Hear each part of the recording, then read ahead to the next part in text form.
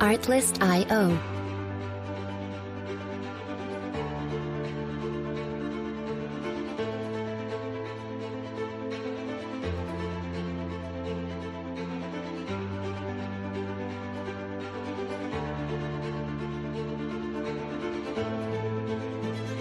Music licensing reimagined.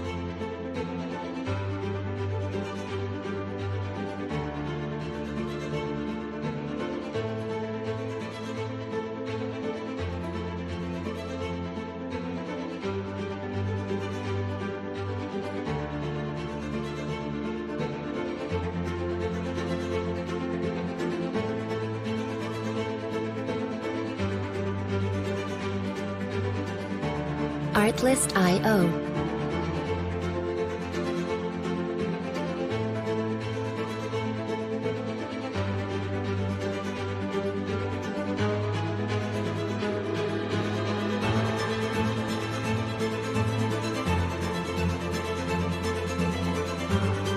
Music licensing reimagined.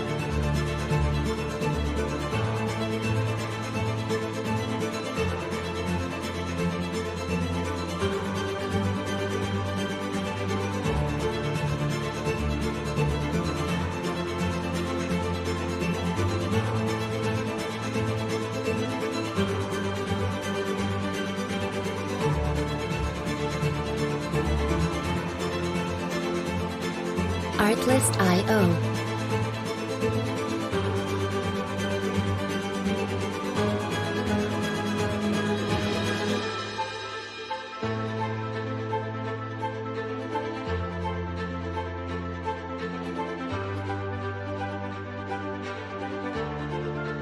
Music licensing reimagined.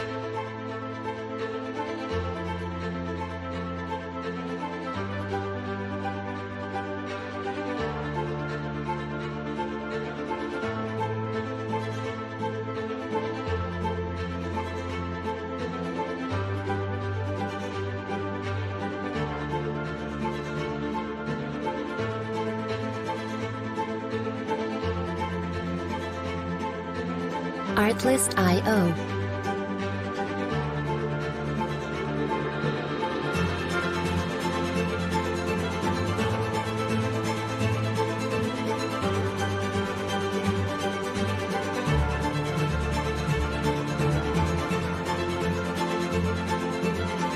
Music licensing reimagined.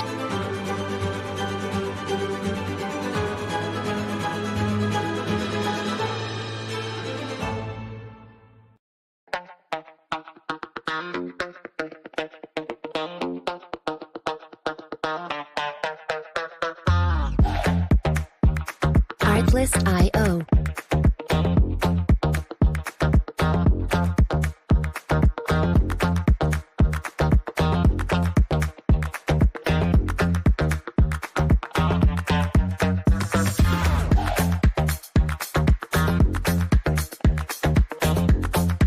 Music licensing reimagined.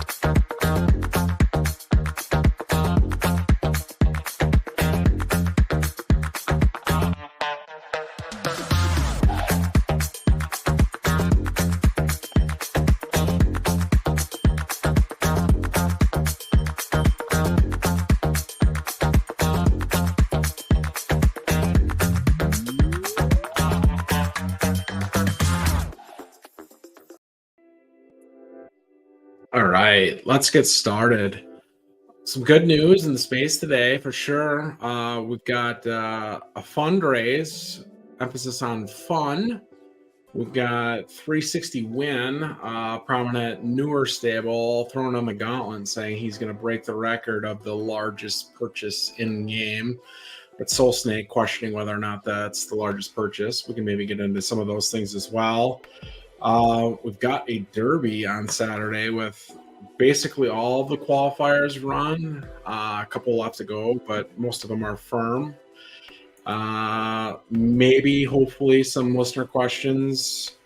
A brief commentary segment on the Season 8 schedule. There's a lot of things. So I apologize for being a liar. One, I told you last time I streamed but the next time you would hear from me is next Monday, right at the start of full reveal. Some retirements on our side, both Phillies and Colts. And then I streamed 3 hours with Doughboy for some inexplicable reason. And now we're here again tonight. So where I thought there wasn't a lot to talk about less than a week ago, we've had a fair bit of things to talk about. So that's kind of exciting. But let's dive in. I think because this is short notice, viewer count's a little low to start. And again, all of these are more or less intended to be listen on demand. They'll be all posted and saved on our YouTube channel as well. But we'll give some people a chance to trickle in, and we'll start with not number one, but maybe number two on the things to talk about with the 360 win challenge. And it wasn't a formal challenge. He's been buying a lot of horses, and actually he's had some success selling horses he's previously bought, whether that's the tatters to newer stables or to other stables that have kind of rolled the wave up on marketplace pricing given any given asset, but seems pretty keen on exceeding the marketplace best for a sale of a horse. And he wants to do it before Monday. Now, he didn't come to me for financial advice. If I was going to advise anybody, I would probably just be like, maybe just wait to see what happens on Monday or Tuesday. The record will be there to be broken. What would be funny is if he buys something for 1.1 million Derby, which he kind of threw out as a target, and then someone, like Tad or, GVG or someone else swooped right in and reset the record like 10 minutes later. Like, that's what I would really love to see. Not just because we have an S Plus filly listed out there, but records are meant to be broken. So I hope we see it broken several times over, not just this week, but in weeks and months to come. But if we go out to the marketplace, and I will get towards sharing my screen here. Let's do entire screen. So not long after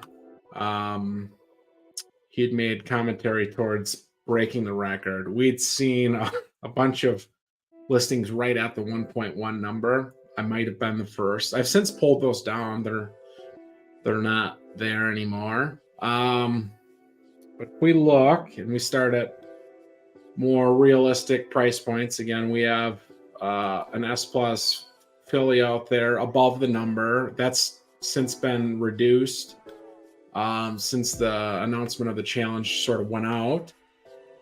I don't think we're reducing this any further. At that point, we'll probably just race it, albeit in a little bit of time. But if you get to the 1.1 range, got Aristotle's Elegance out there. That is out of K-Kirk, Crimson Racing from the old game. This was his first big buy. Took GVG up on the offer. Included in the price tag is that it's pregnant. There's a few of these out here with Autumn Breeze, was actually an old horse of ours. Autumn is an A+ RTF filly. This would have been must have been a Jupiter breed. So comes with foal and toe. Haley's Common is probably a little bit of an ambitious price on an S-, but it is pregnant as well. We have a lot of right dirt in here.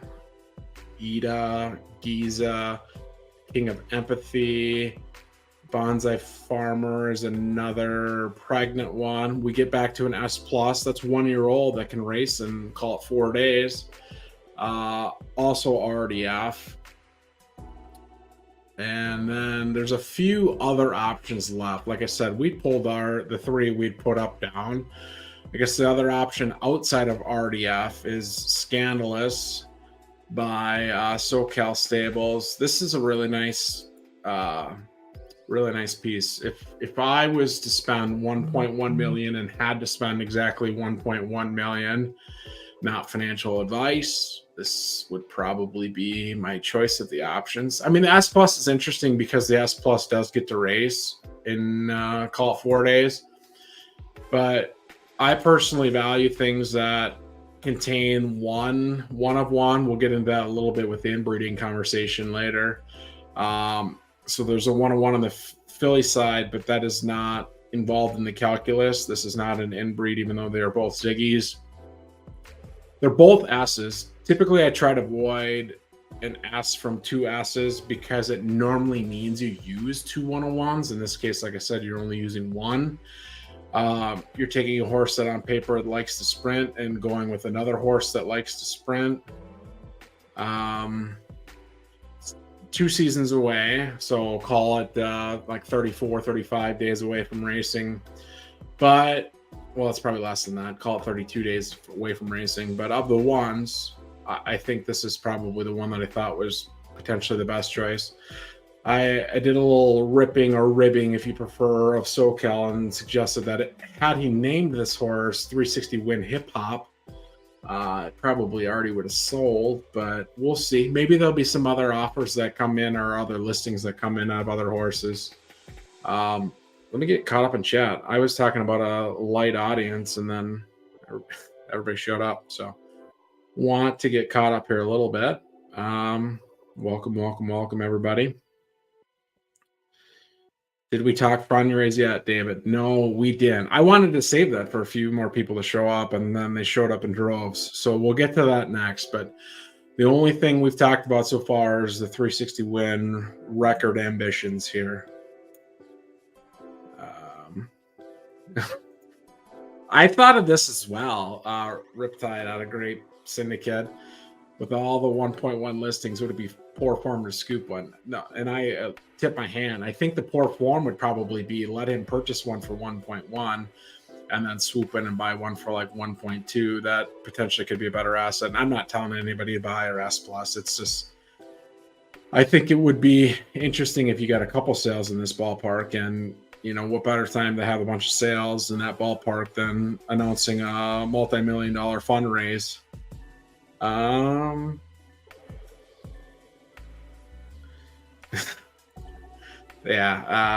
Listed higher and announce a refund. I think Vijay from RVA Racing suggested something similar for a lower priced ass, but not necessarily a bad ass. It's been it came up in chat today as well that he had listed, I think it's Good Juju. We can try to find it really quick. And it's been there for a while. He raised it in price, and I'm not going to tell you what to buy or what not to buy. But with the inbreeding change, at least from implementing what was communicated really since the start, whereas now it was only looking at 3 generations, a horse like this that is an ass, is a filly, is age 1, means it races in 4 days, from 0 1 of 1s. If you want to call 3 red backer on something, I know Rage Panther would love to just talk about how matches live on, but I think the matches thing has played itself out a little bit.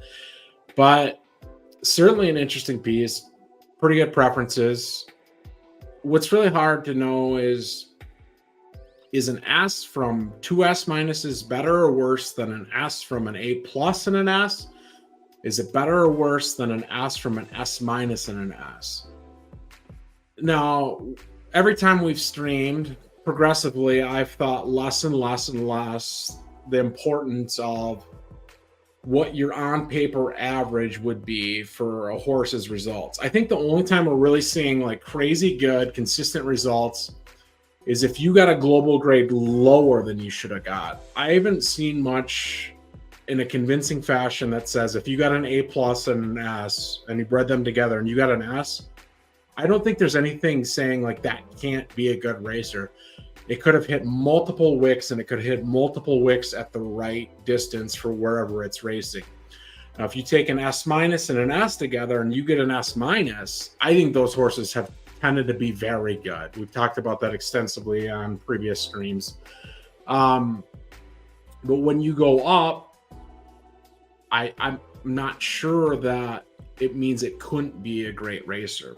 I don't know. Time will tell. I'm guessing it might not sell in the next 5 days, and he'll probably gladly race it. I think the biggest reason he's trying to move it is he's got a couple from Juju itself, maybe even replicas, if I dare say. So this is original good Juju. We'll look at a couple of them quick here. Vijay didn't pay me for this, but you know, he and I are tight, and we think RTF is the best archetype anyways. So we might as well look at RTF. Yeah, so the 3-year-old is the same breed. The 2-year-old is not. That went with Big A, Scuba. Second choice in Scuba. And then, oops. The 1-year-old, that's the one that's for sale. Yeah, that makes sense. The 0-year-old is also the same S as well, but on the Colt side instead. So, yeah, he probably just wants a little bit of diversity in his barn, and otherwise maybe it's not something you're super keen on trying to sell. But, yeah, of the ones that are at 1.1 at this second, I think Scandalous is the one that I'm most intrigued by. Almost didn't want to load there. I thought maybe someone had bought it during the stream, but yeah, you get that sprint on paper sprint preference. We've seen a lot of variation in distance preference and breeding outcomes. Things you would have thought would have been sprinter prefer somewhat longer distance. Even at LDF, we were talking about that earlier today in private chat that some of these horses that prefer 10 furlongs when there's really no Scuba components to them, which Scuba would prefer longer distances. So we're seeing some surprise. So it's not to say we know where this horse is going to race, but only using one of one, being a filly, meaning you can also go back to an Astro Colt or a Scuba Colt, or you can go to Morningwood or whatever S pluses exist at that time, because we're talking by the time you're breeding this one, what, 3 seasons at least from now. So it's an interesting piece for sure. But someone else had mentioned it in chat, and I'll just echo the comment that it is somewhat encouraging to get something like that, some sort of challenge like that out there, because what it's done is it, at least for however briefly, like I said, we pulled the 3 down, that once I felt like I was outkicked by Scandalous, like I just pulled ours down. I'm not going to leave them out there. I wasn't really keen to sell them in the first place. Obviously, I would love a price like that, but I think this is probably a better option than what I had listed. But someone making a challenge like that at least gets people to list things that they had no intention of selling. And I think SoCal would echo our stable sentiment, and he's not trying to sell Scandalous, but if someone wants to set a record, it's a horse that might fit the bill. Thought a couple of ours did until that was listed out there. And that's not to take anything away from Tundra or Cheyenne. I guess this is an RTS. I'd said most that we saw out there was RDF. It sounds like I'm biased against RDF, but my bias against RDF is more in the context of where are you at in relation to the entire population of horses at RDF. Like if you're not already at an S plus and you're paying 1.1 million, to me that's kind of a feels bad. Now we've seen S minuses beat S's and beat S pluses. Like it doesn't mean it can't be a great racer. But I guess if I'm devoting that chunk of change, I at least on paper want to feel really good about my position within an archetype. So here's one that is age 1. Again, gets the race early next week. One of the few unique non-one of one RTS fillies with another one of one colt that's produced some of the best racers, I think. I mean that in a very jealous sense. I didn't use Mundo. I used Walter White 7 times and have really struggled to find success with our 7 Walter White breeds when I'm getting passed by all the Mundo breeds on the track. I'll pull that up here quickly. Again, shout out to the team for potentially maybe eventually adding filters to the progeny tab so we can see what's racing now. Nothing in poor slinger. I hadn't seen this before. Only one win in 20 tries, and it's an S plus at RTS. Like that's kind of a feels bad if you own that one. Brass Monkey, not great either. Maybe it's the RTF ones that have been good. Yeah, because you got Horse Rider. I know this is a Sir Brad horse from an S minus, so an S and an S minus. That makes an S, something we've already talked about. Oh, that's won damn near 75% of the time and only missed the board once in 13 tries. So those were the types of horses that I was painfully familiar with. You've got another one here, Secret Pack. This has only missed the board once in 13 starts as well, an S. I don't know the horse as well, but I probably raced against it a couple times. Let's see what we got here. Mr. B Horse, Destroyer of the Game, shocker. Oh, okay, she's the one. So two S's mixed together, an RTF with an S from the RTS side. Pretty nice horse there. So yeah, seeing some good things from Mundo. So maybe Tender makes sense. Like I said, it's only one of one, and RTS is really hard to have great preferences at. So the preference Nazis won't love it on paper because it only has 5.5 total preferences. But telling you, I've looked. It's pretty hard to make those kind of preferences at RTS. So those are probably the two contenders in my opinion. Like I said, there's an S plus Colt out there. I don't know if it's still there or not. Yeah. They can race in 4 days. Of the RDF pieces, maybe it's interesting. I think it's from 2 1-of-1s to be an S plus. So that really gets back to the problem, and I do think we'll get into it a little bit on inbreeding. Is okay, you got your S plus, it's a colt, so people would have to choose to breed with it. And are they going to choose to breed with it when it includes Ziggy 9922 or 21, Astro 9922? The only other 1-of-1 at RDF is Scuba 9923. So they could take their Scuba filly to this, they could take a unique filly to this. But when you've already used two, and we're being serious about enforcing inbreeding now with a steeper penalty and going probably a generation further than what had been more or less implemented, it's a trade-off to use 2 1-of-1s in a breed anymore.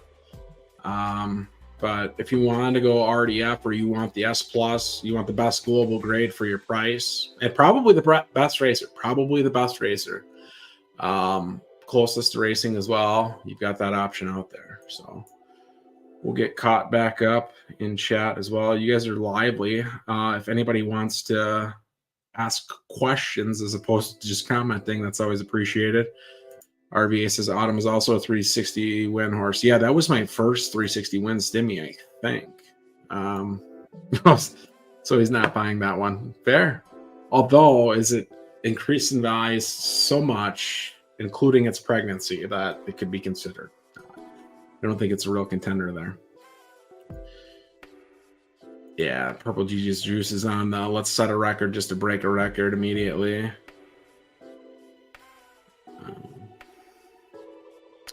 Troudon talks about she's got legs, not happy to sell for 1.1. Yeah, I think we're kind of in a similar boat, and that's partially why I pulled the 3 down that I had, because there's only one 1-of-1 included in both of them, or all 3 of them, I guess. And we have, in our case, so many horses that I don't want to sell our best pieces when I can sell all their pieces and get to the same total and get to a more manageable horse count. So there are, as crazy as it sounds, even though we haven't seen it on the marketplace, I bet you there's 30 to 50 horses that people wouldn't sell for 1.1 million. Take that for what you will. We have at least one. We probably have more than that. And I would keep Gen Zeros out of that conversation, but we have Gen Zeros I wouldn't sell for that either. Let's see what we got. All right, I think I think I'm caught up on chat, but yeah, F-Doc from D-Stable. Shout out to D-Stable, is fucking crushing on the track. We're not only by commission standards, but actually like career earning standards, we're not even close to a top 5 stable anymore. And D-Stables is up there, but Silk from a Spider ran 95 fleet figure 20 minutes ago. I would guess that would have been potentially a qualifier. Then we can look at the finish. It's definitely graded stakes if it starts or ends at the top of the hour. Bear with my load screen. I got to figure out if it's my internet or if it's this computer that Ghost's intern told me to buy, but not happy with the lack of... Is it in here? 6 furlong graded stakes. Yeah, SoCal. Does anybody in the chat of the experienced crowd have a strong feeling on if fleet figures skew higher if it's a shorter distance, or skew lower if it's a shorter distance, or are they everything absolutely equal opportunity? You can run a 95 just as easily at 12 furlongs as you can at 6 furlongs. Open question. I actually don't know. I haven't put a ton of thought into it. I do pay more attention to fleet figures than I had previously, more as a guide of where to run, but to a lesser extent as a guide of maybe potentially peak age. It's so hard to know. This is another one from their barn itself, I think. Yeah, it's just a really good, it's got to be a really fucking good feeling when you can roll off like, what, 3 S pluses from the same filly and colt combo when you own both parts of it. I think Scuba Stephanie's got at least 2. It's probably 3. Yeah. And the only time it didn't is when they went to soft, clearly. I don't know if this would have been with General Duke. Makes sense. The old Randy Moss horse. Most rare ticket window at LDS. But, Jesus. 8 wins and 18 starts. My math tells me that's a little less than 50%, but doesn't miss the board more than 4 times out of 18. That's pretty good. And does it have the Derby distance on lock? It does not. It does not. So as nice of a horse as this is, maybe not the best contender for next season's Derby, but still a horse to be reckoned with. And there's been some talk about the races that occur, the juice races that occur leading up to the major for the week, whether it's better that they're the same archetype as the major that week, or if it's worse that they're the same archetype. I guess what I would say is it's nice to have a mix of, we've got a juvenile, and then we've got 3 kind of mature horse ones. And then if you go within the majors left there, you've got a juvenile sprint, and you've got a mature horse one, kind of a mid. So you've got your distance funnels covered, whether it's sprint, longer distance, and then mid. Whether it is the weather. I don't know if I prefer that we have a right dirt here instead, so that of the 4 undercard races, you have each of the major archetypes covered. I don't know if anybody has any thoughts on that. Like, we have a horse, I guess now we'll segue into the Kentucky Derby preview, even though I never stay on task. We have a horse that just won a qualifier today at 8 furlongs, was going to qualify anyways. We talked about it last stream. I bought this from GBG. But because there's that 4 furlong mature horse race, I should have left it up, with no rain in the forecast, 0%. But I race this horse in the Derby when I know it can't win, partially because of the distance, partially because of the weather forecast. Like, I'm never getting a fast roll. It'd be really hard to get a good roll. And it's not good enough on yielding, in my opinion, at 10. I feel like I have to just race it in the undercard race. So I think having the same archetype featured in the major and the undercard at least allows for this decision point of where do I race this horse. Now the right dirt horses get screwed a little bit, but you know, if you're asking me, they're the ones that get to race the major and breed the same window every single season already. So I think it's screwed a little bit. It's no sweat off my back. See what else we got here. Giga Chads. Okay, so Derby preview. That's a decent segue, I suppose. So people have already registered. I guess, I don't know, are there any juicy right or left dirt races tomorrow? I don't know that I want to register quite yet. Let's look. We'll look at that first. We'll register horses live. You can know where to scoop our horses. Oops, let's go to stable. So yeah, we qualified 2. And we talked about it on the last stream, so I won't really belabor the point. We bought Cosmic Wood from GBG. We let Bored Ape run in a 200K claimer. It was claimed by Rolo, even though it hadn't lost a 10 furlongs. It won a 10 furlong fast or good qualifier this week, so it'll also be in the race. And then we've got Ultraviolet, which I didn't want to enter in that claimer because the preference Nazis seem to love preferences above all else. And somehow you've got a horse that's won 8 times and hasn't hit the board. And what's that, 16 times it's raced otherwise. Fairly good at 10 furlongs. So even if there was an undercard race that would suit this horse, like I think you just have to say like this has like Sten's level temper, like call it like D+ temper, generally speaking. And maybe the stats are great elsewhere because it either wins or just fucking pisses off, which I should do sometimes more than I do. So we'll run this one, then we'll put it in the breeding barn. Like I said, Cosmic Wood is probably gonna race in the undercard sprint. It won today at 8. It ran well at 8, but I just don't think that this horse is a longer distance horse. And if the weather's gonna work against it and the undercard favors 4 furlongs, and the best LD horses will be in the Derby, I think we'll race the undercard instead. So, and shout out to the team for, one might say, finally partnering with Solana Communities in a meaningful way and partnering with the Heist to have a sponsored race there. I'll have to do a little digging on that. I don't know if we have a horse for it or not. I know it's a handicap race, which is more exciting, and what handicap races do, if nothing else, is mean that basically any horse can enter with the hopes of winning it. If it's trying to balance out the horses based on their strengths to make an even playing field, handicap by definition would be the format for that.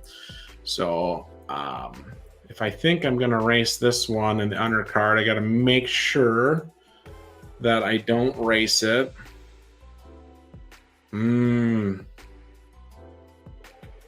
That's probably fine. What time's the undercard race? I should have looked at all these things, chat. Let's do G1.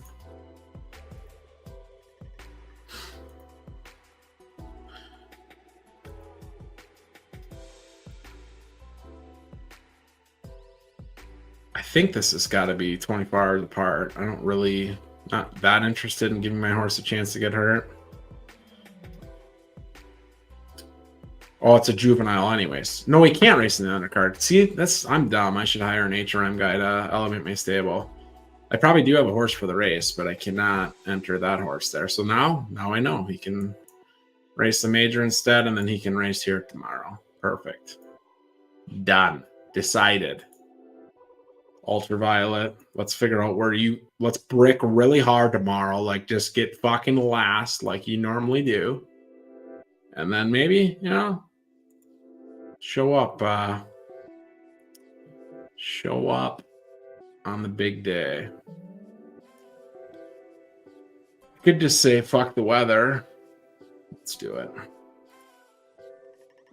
There you go. You want to scoop our two LDF qualifiers for the Derby. Now you have your chance. See you later, people. Purple Jesus juice. Okay, let's actually get back on track here a little bit. The Derby contenders, not us. I don't think we talked about our two horses. So going from the top of the leaderboard down again, keeping in mind you've got. I don't like that you can't do this. Doughboy talked about this as well. Keep in mind you got a 60% forecast and a 10 furlong race. So we'll do this instead. Forest is a really strong S- out of Fog Farms. Bad Ivory is a really strong, I think, S- LDS. Gorena out of OAB. It's a YSM horse. One would assume that it is an LDS, but we'll pull it up just to be sure. I don't know if I know Cafe Latte. Brother Cheddar is an S-. The downgrade is that's the RDS S+ out of D Stables. So kudos for them for one, qualifying, and two, trying to sacrifice the left or right preference entirely. We don't need to look at that horse. We've previewed that horse a few times, including with the RTS Major. Most Hammers and S with really strong preferences, but it's a LDF horse. Board Ape is our S- from an S and an S-. I don't know Schmores. Where's the Pocono Racing horses? Does he not have like two in here? Okay, let's go here. Okay, yeah. This was the horse I was trying to find, I think. Better at 12 than 10, I think I would say, yeah. But that's probably your favorite. So we'll save the two S pluses. Forest prefers Firm. Actually, really good horse. This horse has beat us a ton, whether it was running Board Ape or it was running Ultraviolet. It's best at 10 furlongs. Like, if you had a fast roll, this horse is probably live, maybe even a good roll. We can check to see if it's run on soft and run well. 75 fleet figure at LDS soft instead of sloppy. 11 furlongs. That doesn't suck. 66 on soft at 9. That's not bad. It's really hard. We won't close the tab, but I think it's really hard for a horse like that to win. Bad Ivory out of Trawlers. I think I can comfortably cross this off, but I think it's really interesting. Like, if I can compare and contrast this one with Morning Diamond, you're seeing horses like definitively prefer to run 12 furlongs, which we didn't have a lot of at the Gen 0 level. Like, we had horses that were hard to beat at a longer distance, but they could also win at 10 furlongs. They could also win at 9 furlongs. This horse, both of these horses, like, really don't seem like they could lose. Oh, my charts got weird. Okay.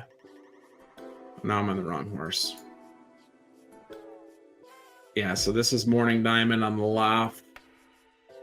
This is Bad Ivory. An LDS, so it's at least the right weather. I don't think we have a lot of Gen 0 examples of horses that are that predisposed to succeed way more at 12 than they can even at 10. So, I mean, I think that makes the race interesting, because if you told me you had an LDF and you somehow had weather of Firm that preferred longer distances, it would seem like the chalk pick, and it probably still is going to be chalk, but keep in mind you have the weather working against it, and I think I can fairly comfortably say, like, this horse is better at 12 than it is at 10. A lot of second places, which don't suck. And you have to keep in mind you get like the heart and temper situation of a 20 horse field. But yeah, Bad Ivory might be interesting, but I think it's probably too long a distance. It's a weird thing to say, but I think it is.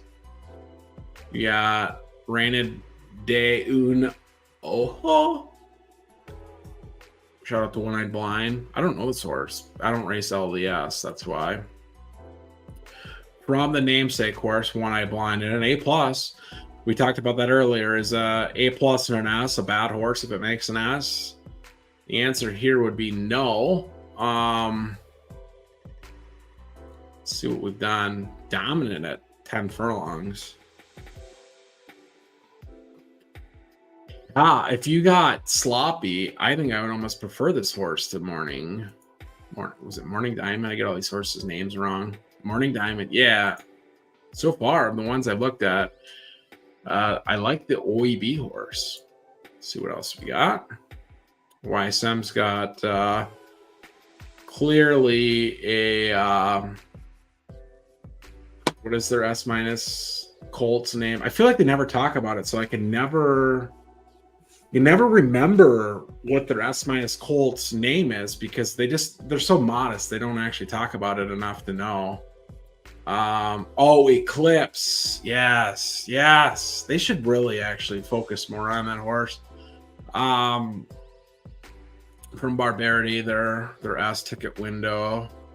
Again, I think S fillies at LDS are pretty rare. So great preferences.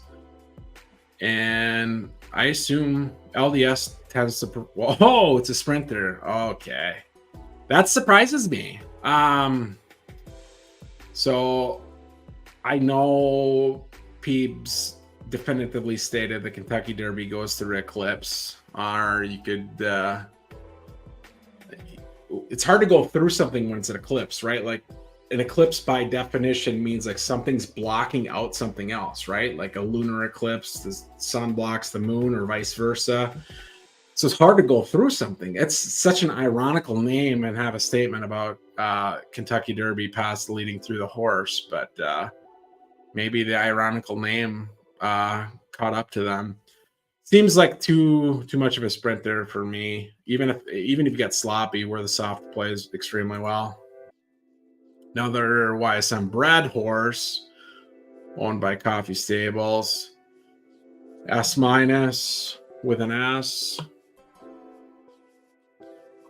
Really good results at the right distances. So like if I was gonna really handicap this race, and I don't want to stream forever tonight, so we probably won't go into all these horses in detail, but like I would want to see Cafe Latte against the OEB horse, like because I'm sure they've raced against each other like 5 times. Like who's done best between 9 and 11 furlongs, and that's probably my favorite of the LDS horses. Like I said, Force is interesting, but that's a firm horse. I'd be a little surprised. We didn't talk about Web Weaver yet. This is the other S plus autograph syndicate. So that was the first of the ones they put out with their 2 internal options. Yeah, seems... I mean, it's raced correctly, right?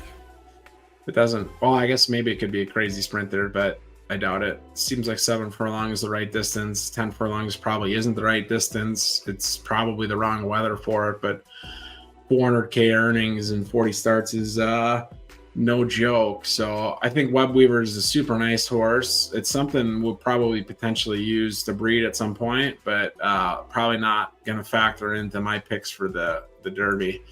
So we're left with 3, in my opinion. I am going to cross off Bad Ivory, Sorry Trawlers. I think it prefers too long of a distance. And its preferences aren't insane on soft that I think it could make up for it. I just don't think it can.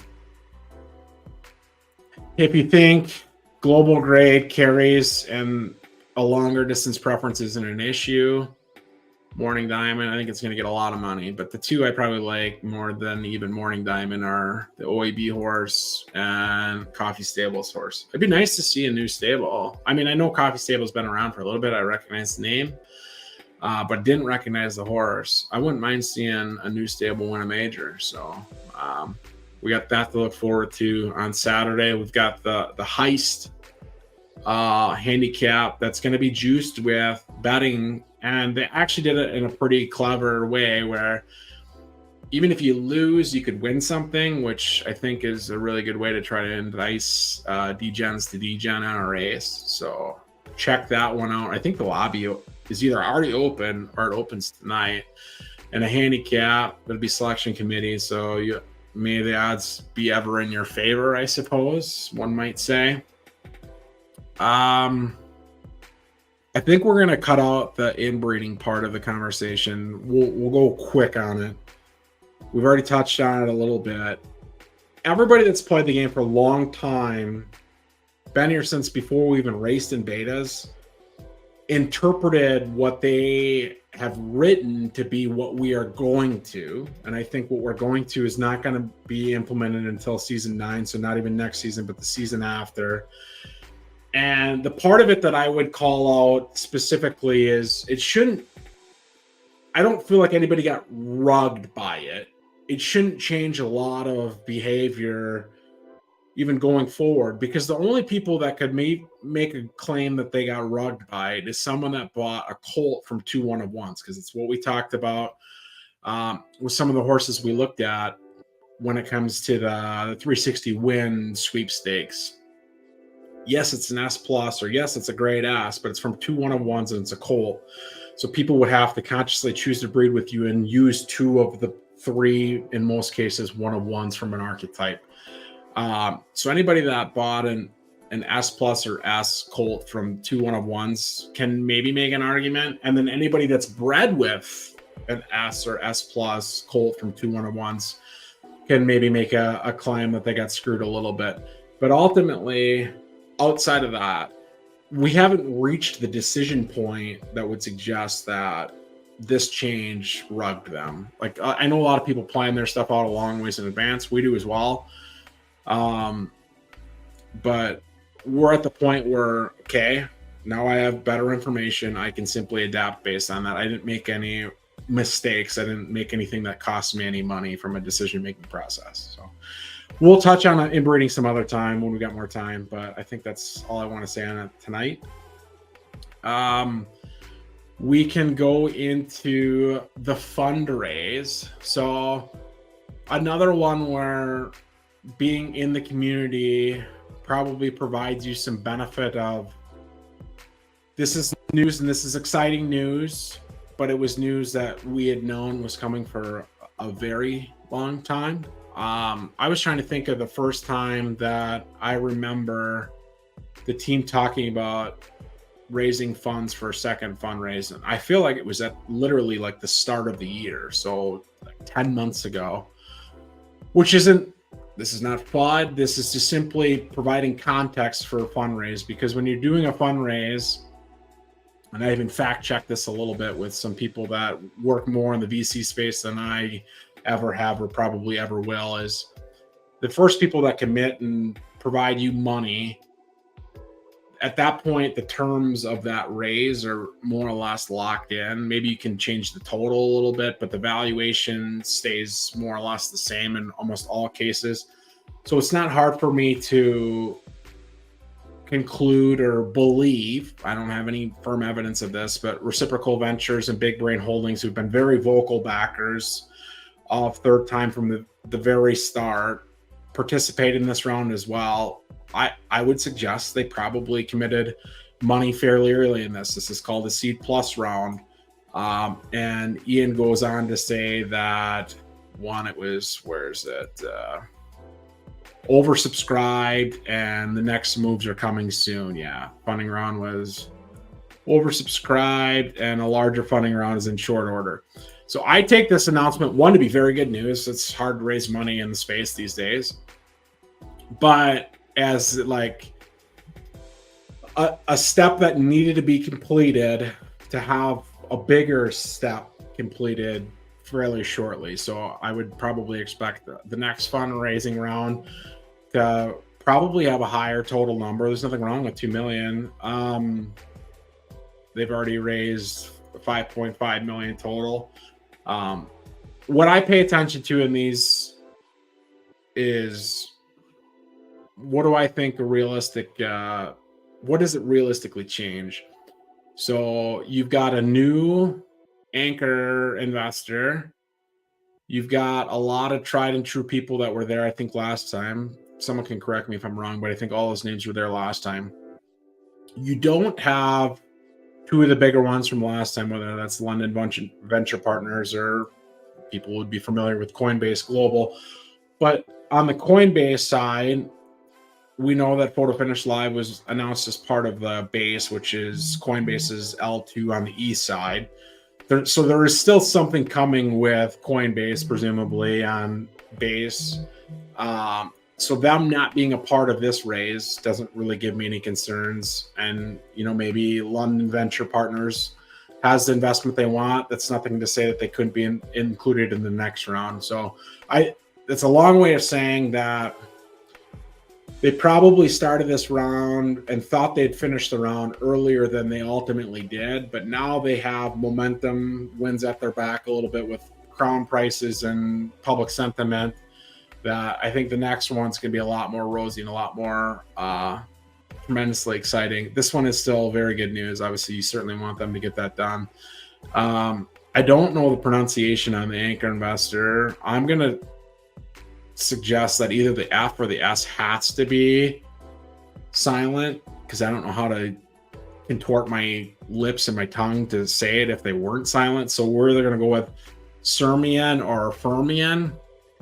And if you go to their website and look at, so they got, if you go to like their portfolio, I'm not a big experiential guy. It is clearly a focus for them. So take that for what you will, whether it relates to suits or MVPs. Again, nothing I ever say is financial advice, but that seems to be their focus. But just looking at names that I would recognize either in finance, gaming, and infrastructure, you've got Match Day, which is kind of a NBA Top Shot type thing. Shrapnel, which was, I don't know where Shrapnel is now, but it was a pretty prominent game on the east side. Yield Guild Games, that's a huge name. Steppen was a big name. Immutable from an infrastructure standpoint is obviously a huge name, as is Galax. So been involved in a lot of big names. Again, I think probably, their focus seems to be on the experiential side. So maybe that is some good news for Sweets MVP. It's certainly good news for Third Time as a whole, as is the entire round. So I think that's the extent, other than checking chat to make sure I didn't misspeak anywhere, but the extent of my comments on the fundraise. Going back, hopefully we'll catch up to anybody commenting on that. Are you going to the Kentucky Derby? I do not know. I don't have a good reason not to go. It's not a terrible time of year for me. I think the Breeders' Cup is something that I think I would rather go to, because yes, the Kentucky Derby is great, but I don't know. The Breeders' Cup gives you like the 2-year-old vantage point. It gives you the mature horses that have raced in the Kentucky Derby vantage point. I don't know where the Breeders' Cup is next year, but one or the other, maybe both. We'll see. Yeah, Riptide like Cafe Latte as well. Riptide clarifying Web Weaver wouldn't have factored into my Derby picks if not for the last race, so there's a chance. Yeah, I mean, we've seen it before when we thought Can Pork Chop was like the obvious major pick at LTS, and it didn't. So whether that's heart, whether that's temper, whether it's a combination of the two, or it was just literally a subpar run from the horse, it's hard to truly cross off many horses. But if I had 3 favorites, I'm not including Web Weaver in that.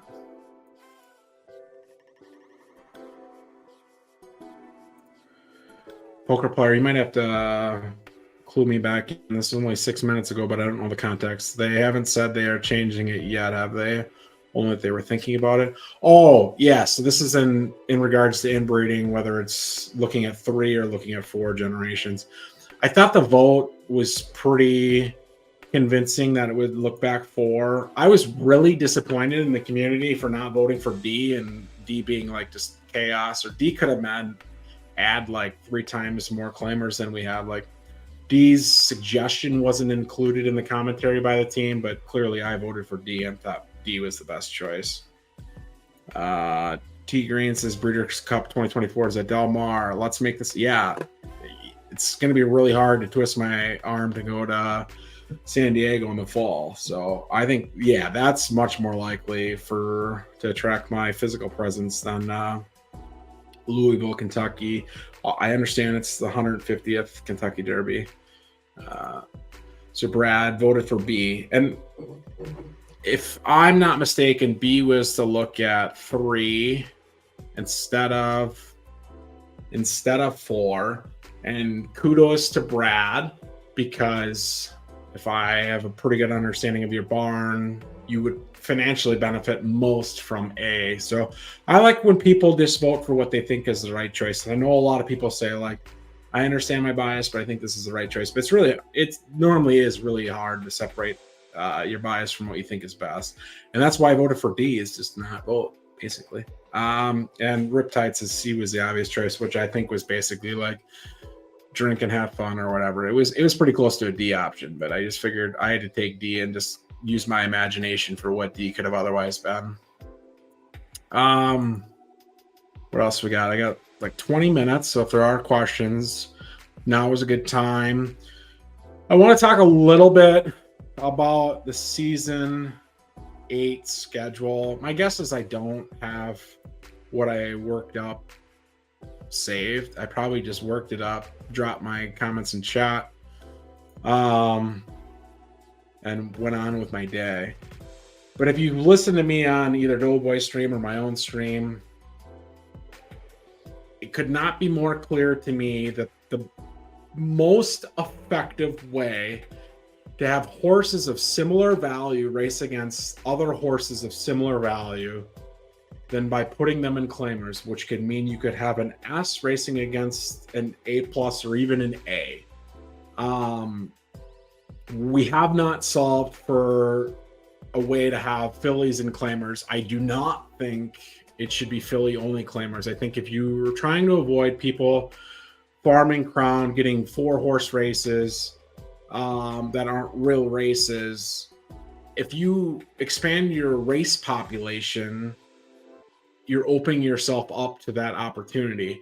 Instead, you should have the same races and find a way for fillies to compete in those. And I think the 2 ways to do that are either add weight to the colts, whether that's 2 pounds, 3 pounds, whatever you want to do, or have the claim amount for a filly be higher. So if you have a 100K claimer that's in the lobby is a 100K claimer, the claim amount for a colt is 100K, the claim amount for a filly is 150K, or whatever the ratio you think is.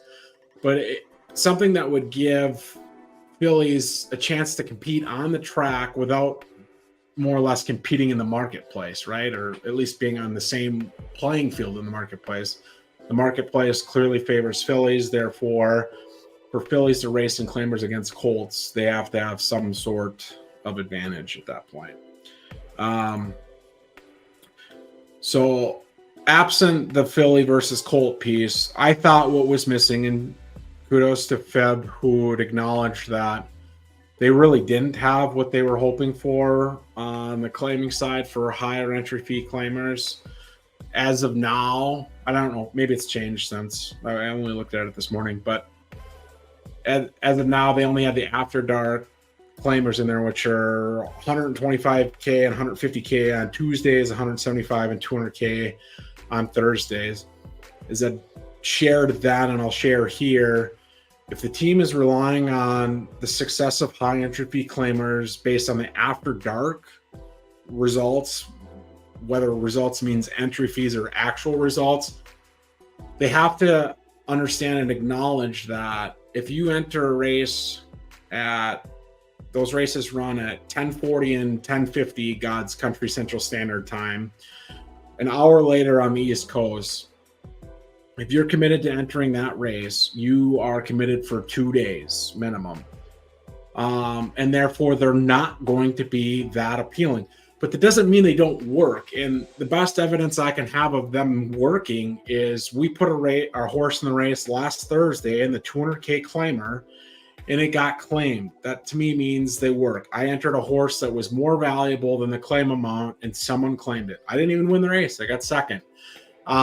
So I would really love to see as many claimers, so count wise, as many claimers as we have for, let's call it the 50K to 100K band, and double those claim amounts. But that the same quantity, and keep the 50K to 100K. I'm just saying, replicate that count, double the claim amount, and have that run on a cadence that's within the normal day's schedule.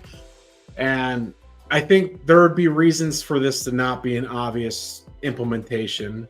Those would be, it benefits the larger stables more. They have more horses. Their breeding costs, generally speaking, are lower because they either already had the fillies, already had a bunch of fillies, or even worse, had a colt that they could breed with it for 20% of what the market would breed with the same colt.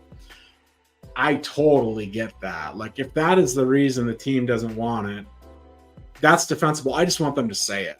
Like, I want to see the Richie blog on approved and reviewed by Chat GPT, because we don't know whether or not Richie's real. But I just want them to explain their methodology for claimers. So that's option one, is it benefits the large stables disproportionately.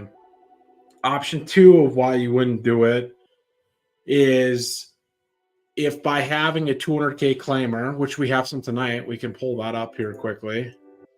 If you have 200K claimers, I believe the entry fee for a 200K claimer is 10K. The highest grade 1 race entry fee, normally speaking, is what? 8K, 9K. So you have a claimer that has a higher entry fee than your grade 1 race. I agree, like, that seems slightly askew, but I think there's ways to solve for that. And that's either to increase the top races. So instead of having 9K be your grade 1 races at the highest possible end, double that, triple that. If we fill it, then you can do it on a smaller sample size for the first season. And if they run, and if their fields you're happy with, it's not people just crown farming, then all of a sudden, if your grade 1 races have a 20K entry or a 18K entry, then having a 10K claimer isn't such a bad thing. Yeah, we've got 2 tonight. They've got 6 of 12 each. I'm not in either of them. I don't have an eligible horse for either of them. Entry fee 10, claim amount 20K. The other thing you can do, and now that we have it on the screen, it's like a perfect contrast of it as well. So anybody that's played the game to try to accumulate crown by racing realizes that the denominator of the entry field is a very critical number. So for those that aren't good at algebra, aka VJJ, the denominator is the 16 plus in this equation of 5 out of 16. It would also be 12 out of the 6 of 12. The number above is called the numerator.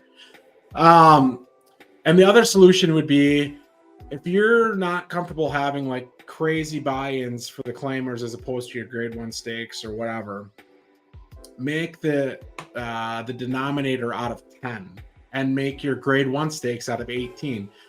Because if people are entering races more or less for a sole purpose of getting crown, if this is out of 10, then the amount of crown per horse at a maximum is not 7-11. It goes down from there. And similarly here, if it's out of a higher number and you only have 5 horses, then what those 5 horses are getting, the crown per race is the same. So if the race only fills 1/3, you're getting basically 3x what you would have got had the race filled. So you could simply make these juicy claimers out of 10, because realistically, you're not going to have more than 8 or 10 horses in a big claim that actually thinks that they can win. And it sort of solves for itself. If you make this race out of 8 or out of 10, they're not crown farming. Therefore, the fields actually get stronger. And therefore, the races run the way you really had actually intended. So I would prefer we don't look at after dark claimers as whether or not there's an appetite for them. I think the appetite's already there. I think the appetite's already going to grow. And then similarly, I think there's an appetite for higher entry fees across the board. We're seeing some huge deals on the marketplace. We've got 360 Win thrown on the Gauntlet with an offer of 1.1 million Derby. If he's going to make that be a good purchase, especially if it was a Colt, he would want to be able to see some sort of path towards either profitability or at least prestige, whether that's the majors. So food for thought there. The other piece of that schedule conversation I think that is warranted, because I even know the Hot Rod Charlie guys had brought it up, was the race count for whether it's allowances or grade restricted races that really places the incentive, and they kudos to them, they framed it better than I probably would have, but places the incentive on breeding the fastest horse within a given subgrade as opposed to just breeding the fastest horse possible. We still have a lot of them. I thought when I looked at it, it was like 444 have the 10-pound advantage, which those are the ones that whatever that lowest subgrade is. So I think there's two variants. There's either A is the lowest subgrade that gets the benefit, or B minus is the lowest subgrade that gets the benefit, and they're getting a 3-pound benefit as opposed to the one subgrade above it. So a B minus would have 10 pounds removed, a B would have 7 pounds removed, or if it was the A version, an A would have 10 pounds removed and an A plus would have only 7 pounds removed. To me, that those races definitely cater towards only B minuses and only A's respectively. And then you have the host of grade restricted races. Now, obviously, the last Chat GPT blog about the schedule suggested that season 8, which comes Monday, was only going to have 5% of the grade dependent upon races. And the teams acknowledged they are not going to meet that deadline, but it's still a core tenet of what they're trying to do. But I think it speaks to claimers in another sense that if you want horses of similar win probability to race against each other and don't know how to do it otherwise, let the market decide. If the market thinks a horse is too good for a claiming race that it's entered in, someone will buy that horse. If someone buys that horse via claimers, you get the same 5% marketplace fees that go into eventually third times coffers. For now, the stimulus. So you talk about flywheel effects elsewhere in the game. If you have more claimers and more horses claimed, you're exacerbating kind of the stimulus. So I think it's an actual, can I call it a 360 win? Like everybody around the circle wins, as cheesy as that might be. Let's see what we got on chat while I was in my passionate rant there. So Brad, yeah, 3 and just a hard cutoff. No need to look at 4, but it doesn't really matter. Yeah, I mean, they even said that in beta 4 was, I think, what was working. Some of the commentary around it was even confusing when they were trying to clarify, which isn't good if your OGs can't read what they're writing and make perfect sense of it. But I just ultimately want clear communication on whatever decision the team makes, and then have comfort that it's been implemented and know when it's been implemented. And similarly, going back to, are we moving away from grade restricted races or not? Again, the goal was season 8 and having only 5% in season 8. I would appreciate the team understanding they've already acknowledged that, but revising their goal, revising the timeline of their goal. So are we going to be at 5% in season 9, or are we going to wait to season 10 or season 11? Every decision that a stable makes is basically a 3-month decision. So anything that you're going to do that's going to take more than a month warrants communicating, in my opinion. Poker player throwing technicalities out. Technically, the wording of the article said 5% of allowances. Reality is 100% of allowances. Yeah, I mean, if you just do broad strokes of what is the race type for races, I think allowances are the the largest population by a large margin of what's in the schedule. And I think the team actually did really well in some areas. Like if you look at where those allowances are, where the true grade restricted races are, there are more grade restricted races where there are more horses. So they're adapting the race schedule to the population breeding itself up. That part they seem to be doing very well. So it's not all doom and gloom on my thoughts on the schedule. I just think Climbers is the most economic way for all parties involved to balance racing and encourage racing in a behavior that is sustainable for everybody involved. And I know that, to my comment of raising graded stakes entry fees so that you could fit a higher entry fee for more claimers in, means that intuitively that costs you more crown, right? If crown is at a ratio of X crown per derby entry fee, and you know you're going to have a certain number of races, then all of a sudden if you change the one variable of your entry fee by doubling it or increasing it by 50%, 75%, suddenly you're constraining what you have available for crown.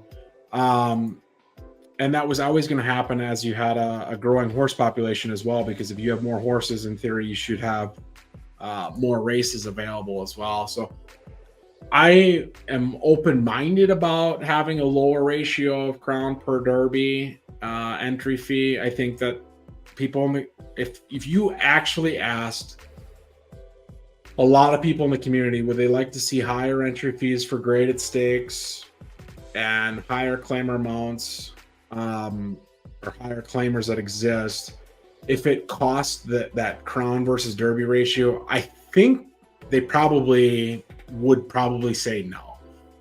And that would be a better form of a question, I think, than asking whether or not we should do inbreeding for 3 or 4 generations. But eventually, if the crown stimulus has got a finite period of time that it can be available, and I'm not saying it's like the initial 12 months, I assume that if needed, we could go past that.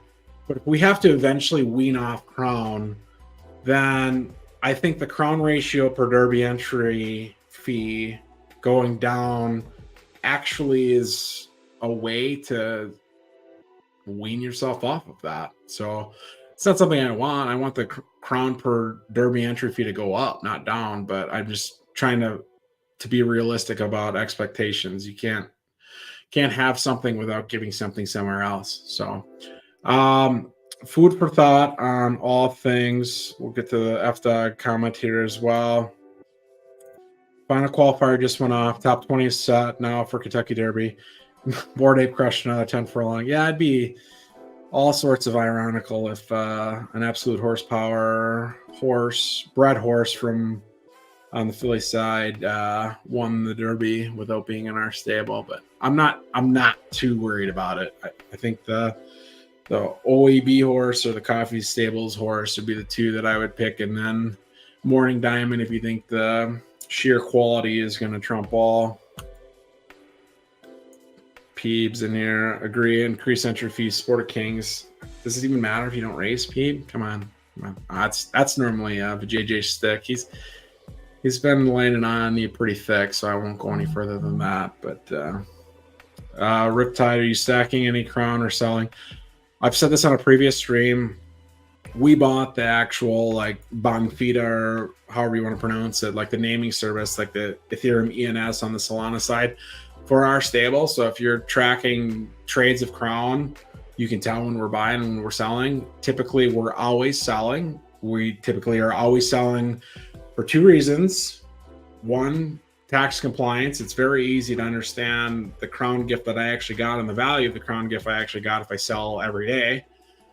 And 2, every dollar that I devote to crown is $1 less that I devote to my stable, whether that's buying horses on the marketplace, whether that's paying people like OEB. Like we bred with One-Eyed Blind a couple times this season. We bred with Persian Bull for all the other LDF pieces. I prefer to kind of pay it forward in game as opposed to pay it forward on the marketplace. But I think there's cases where investing in Crown in a shorter term time horizon makes sense even for us. We bought Crown this morning when Ian not so covertly teased that we knew what announcement was coming, and that's work. I think we got in at like 0.29 and it's 0.32 right now. We're probably not long for the Crown investment, even including in a weekly basis on that play. It was really a 1 week play for us. And longer term, like, we are at the point where we have too many horses, like not enough horses. We have too many horses. So longer term, it probably makes sense for us to rotate some of that into Crown. And then the other part of that is for people not us. Again, nothing I say is financial advice, but people for not us that aren't paying attention to the game nearly as closely as our stable is, or the stables that are probably in this chat are, maybe the people reviewing this video 7 days or 7 months from now. Maybe Crown is a better investment for you who just wants to passively invest in the overall success of the game. I personally feel for us, if I can make a better horse, I'm going to get an outsized benefit on that horse than I'm going to get on Crown, because no single Crown is worth more than any other single Crown. So, end rant on that. Quality, not quantity. Well, the answer is always both, Pete. Quality with quantity. Lower volume of high quality horses is exactly why I want higher entry fees, to be fair.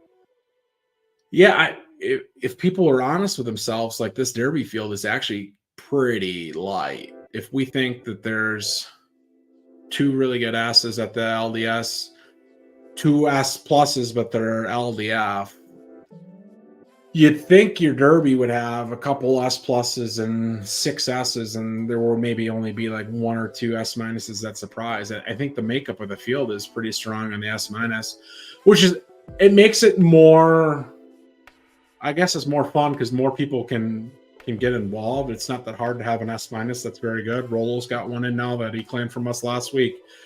So we're seeing some examples of that, but it's not as strong. Even last week's RTF, I thought our RTS was much stronger than this one. I'm looking forward to hitting 1,000 horses with 360 racing. Yeah, we welcome 65 foals on Monday and have 75 breed on Monday. So we're getting close, and we're definitely not the biggest. OEB Soul Snake's got way more horses, and Soul Snake's also crushing the volume with quality as well.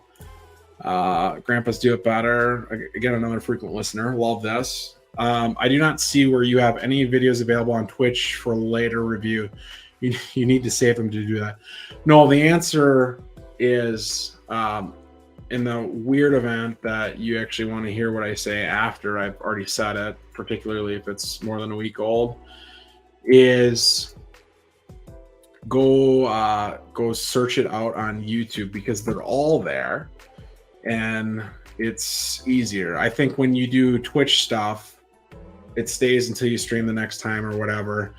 I love supporters on Twitch, but ultimately the content that I do is often on short notice, or it's like really nerdy in depth on a couple topics or two, which I think are better formats for video on demand as opposed to streaming, which is normally more conversational in nature.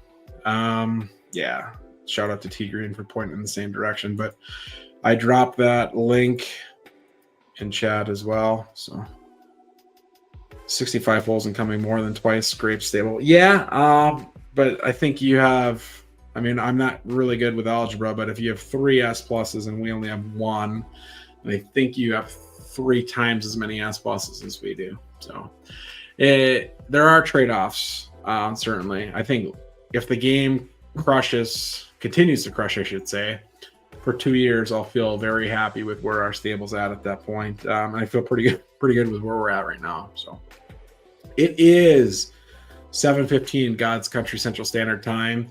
I try to be a man of my word wherever possible. So I appreciate everybody for tuning in. I genuinely appreciate the questions. I want people to ask questions. Normally I have like a couple off the cuff subjects I'd like to cover, but ultimately it's more fun for me to answer questions.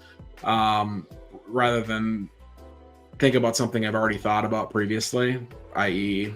kind of agenda items. But yeah, let's all get over and watch some football and hope the cheating Saints lose. Again, thanks everybody for listening. I will stream on Monday, right as Foles reveal. You will have no shortage of options to view that day. I know Doughboy plans to stream. I know Peeb is interested in streaming as well. Maybe we even get Peeb on this stream or me on his stream. I know the first hour or so will probably be dedicated to our retirements and reveals. And at that point, I'd probably open it up to guests. So if there's anybody that's interested in joining ours on Monday, or if you want me to plug a stream you're doing later in the day on Monday, I'm open to do that as well. The more content creators, the better. But with that, I'll leave you guys alone for the night. Have a good one.